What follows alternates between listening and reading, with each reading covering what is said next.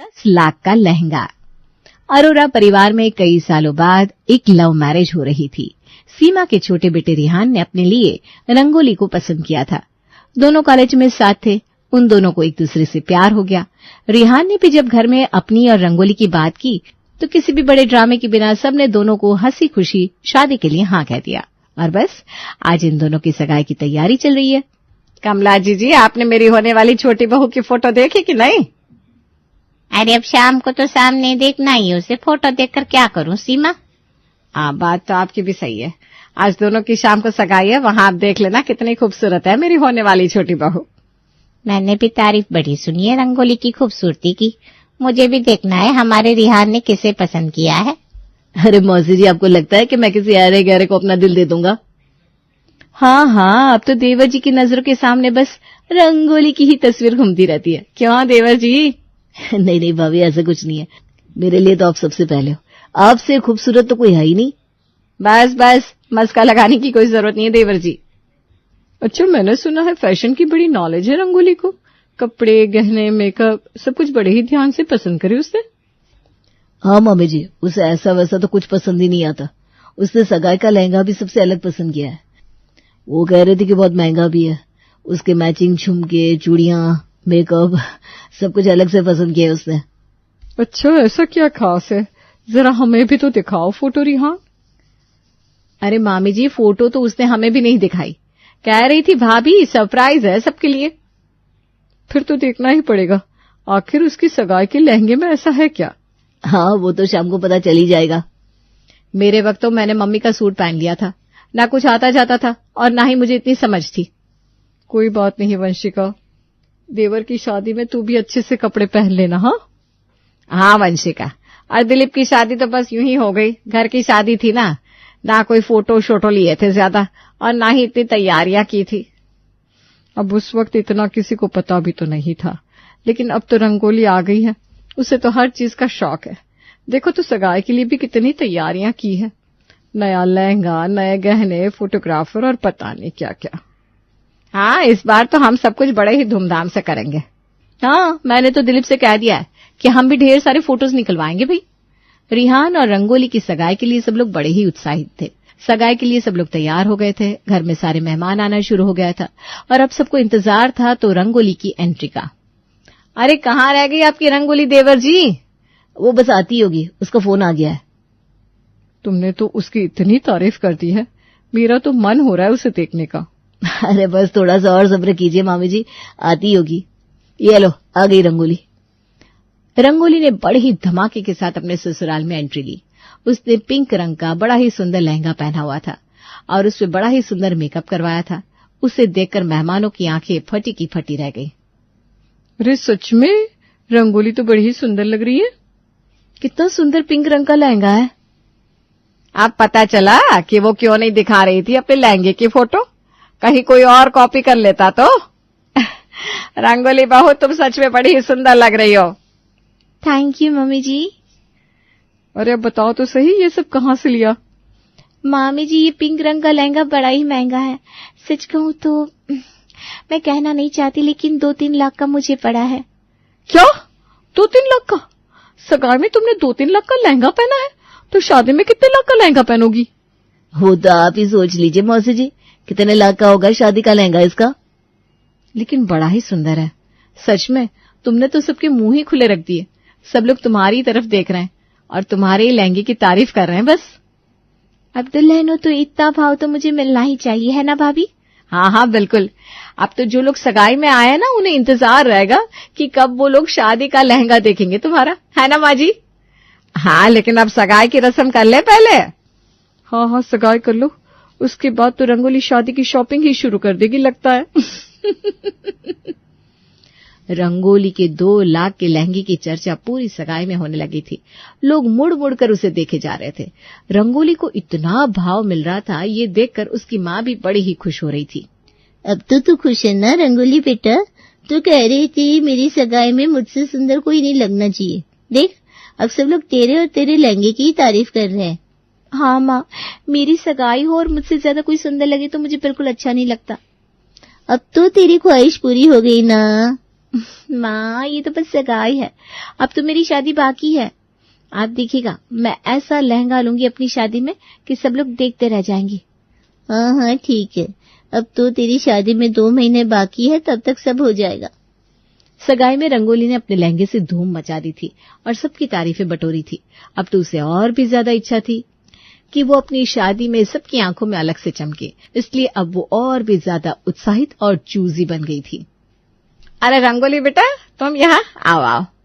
जी माँ जी, मैंने सोचा कि आज मामी जी और मौसी जी जा रहे होंगे तो मैं उनसे मिल लेती हूँ जाने से पहले। अरे बेटा, तुमने ये बहुत अच्छा किया। हम भी अभी बस तुम्हें याद कर रहे थे। कल सगाई में तुम सबसे प्यारी लग रही थी। हाँ, हमने आज तक इतना सुंदर लहंगा कभी नहीं देखा। सच में वो 2 लाख का है क्या बेटा? अब मौसी जी मैं क्या ही कहूँ, आप तो मेरी चॉइस को पहचान ही गए होंगे। मुझे ऐसी वैसी चीजें पसंद ही नहीं आती। 2 लाख का लहंगा पसंद आया तो मैंने ले लिया। लेकिन अब शादी में तुमने क्या सोचा है? कितने लाख का लहंगा लेने वाली हो बेटा? देखती हूँ, अगर कोई 8-10 लाख तक का मिल जाता है तो ठीक है। 8-10 लाख का लहंगा? सीमा, मुझे तो लगता है कि शादी में मुझे जल्दी ही आना होगा। मुझे भी देखना है इतना महंगा लहंगा आखिर होता कैसा है। मेरी शादी में तो मैंने 1100 रुपए वाला सूट पहना था। बोलो भाभी, आपकी शादी को 8 साल भी हो गए हैं और मुझे लगता है शायद आपको उस वक्त इतनी जानकारी भी नहीं होगी, है ना? हाँ, मुझे इतनी कपड़ों की और लहंगों की कोई समझ भी नहीं थी। जो हाथ आया वो पहन लिया। लेकिन मैं ऐसी नहीं हूँ। मुझे तो अच्छी से अच्छी चीज ही पसंद आती है। मैं तो खुद का ही नहीं बल्कि रेहान की शेरवानी भी खुद ही पसंद करने वाली हूँ। वंशिका, तेरी देवरानी ने तो तुझे बहुत पीछे छोड़ दिया। हाँ, ये बात तो सही है। मैं तो अपने कपड़े की फोटो भी तुझे भेजूंगी, तू मुझे बताना मैं क्या पहनूं। जरूर मौसी जी, आप मुझे वीडियो कॉल कर लीजिएगा, मैं आपको बता दूंगी आप पर क्या सूट हो रहा है।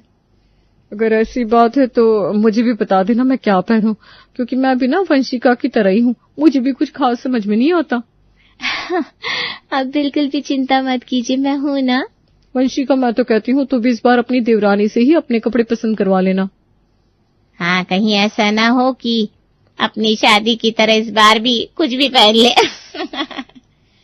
रंगोली की तारीफ सुनकर वंशिका के मन में भी थोड़ी नाराजगी तो जाग गई थी, लेकिन उसे भी पता था कि रंगोली उससे कहीं ज्यादा आगे है इन मामलों में, इसलिए वो अपना गुस्सा अपने पति दिलीप पर उतार रही थी।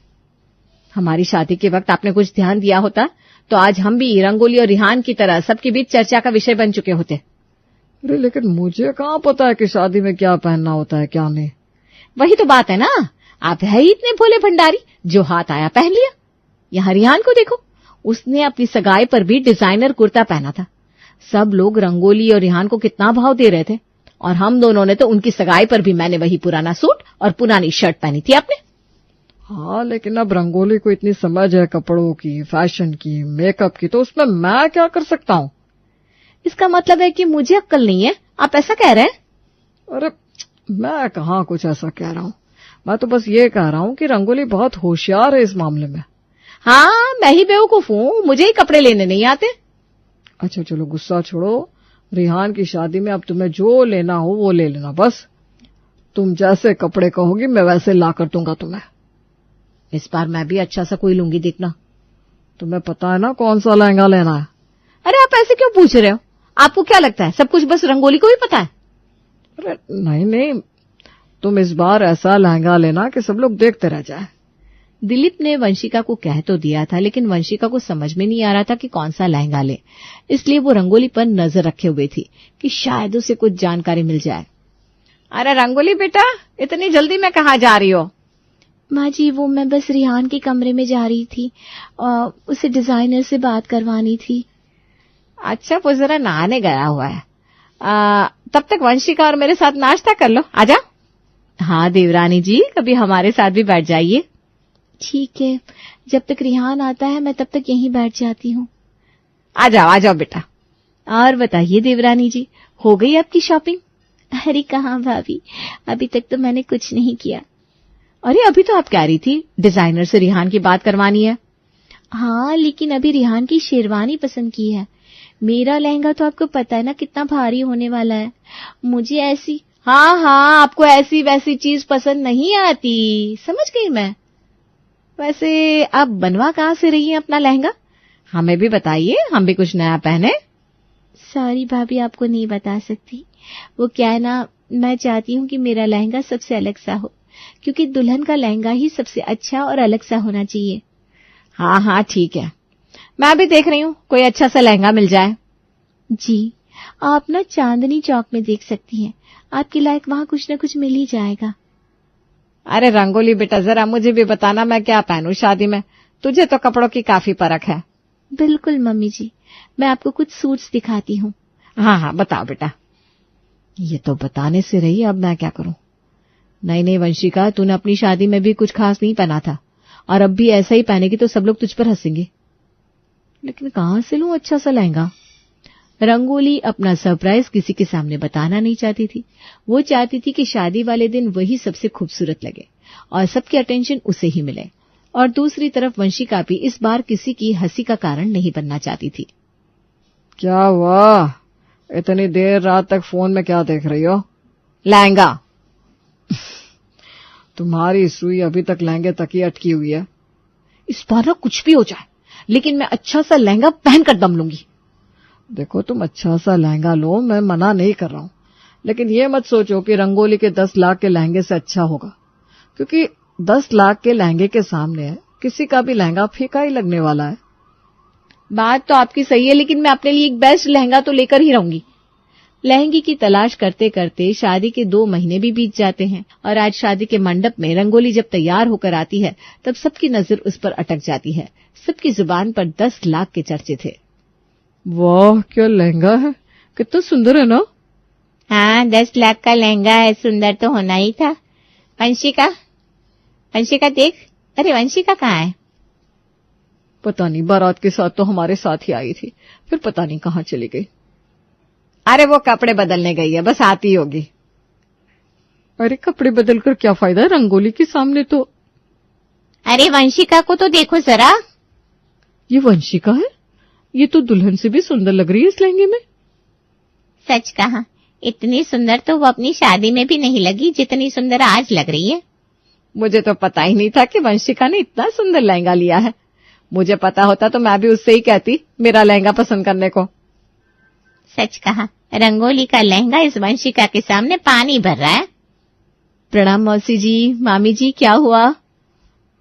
अरे तू तो छुपी रुस्तम निकली वंशिका, तूने तो रंगोली के 10 लाख के लहंगे को भी पीछे छोड़ दिया। अब अपनी क्या तारीफ करूं मैं मामी जी। कितने का लिया लहंगा? मौसी जी, ये कोई ज्यादा महंगा नहीं है, बस 10,000 का है। क्या, बस 10,000 का? रंगोली ने तो खामखा इतने पैसे खर्च कर दिए। रंगोली को तुझसे पूछना चाहिए था लहंगा पसंद करने से पहले। शादी में सबकी नजर अब रंगोली पर नहीं बल्कि वंशिका पर अटक गई थी।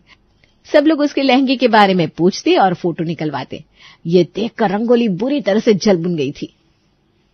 शादी में कोई मुझे देख ही नहीं रहा, सब लोग वंशिका भाभी को ही देख रहे हैं।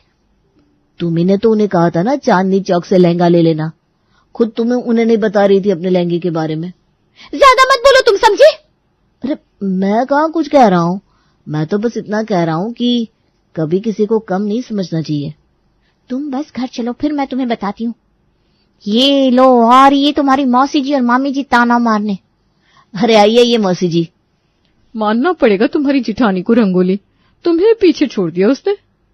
अरे जितनी उसने खुद की शादी में कुछ नहीं किया था, उतना तुम्हारी शादी में उसने बाजी मार ली। रंगोली बेटा, अगली बार से तुम्हें लहंगा लेना हो ना तो वंशिका से पूछ कर ही लेना, ठीक है? खामखा तुमने 10 लाख रुपए खर्च कर दिए। अरे मैंने तो ऐसे ही कहा था 10 लाख का लहंगा है, मेरा लहंगा तो बस 12,000 का है। लेकिन मेरा झूठ मुझ पर ही भारी पड़ गया। सोचा था सबकी अटेंशन मिल जाएगी, लेकिन मेरी जेठानी तो सच में बाजी मार गई।